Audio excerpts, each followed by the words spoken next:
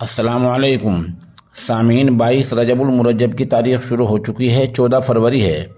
خبر کا عنوان ہے محمد آصف اور اس کے ساتھیوں کو 7 برس کی سزا سنائی گئی۔ خبر تھوڑی تفصیل سے سنیے۔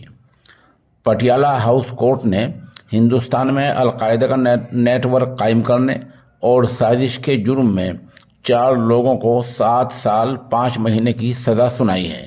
ان میں محمد آصف، ظفر مسعود، عبدالسمیع اور عبدالرحمن شامل ہیں۔ بتا دیں کہ یہ سبھی پچھلے تقریباً 7 برس سے جیل میں بند ہیں، کچھ مہینے ہی ان کی سزا کے بچے ہیں۔ اس مقدمے کو جمعیت علماء مولانا محمد ارشد مدنی گروپ دیکھ رہا ہے۔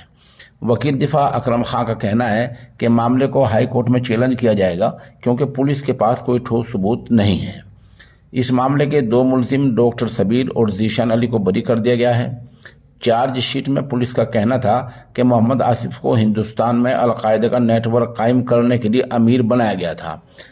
اس کا کام لوگوں کو بھڑکا کر القاعدہ میں شامل کرنا تھا۔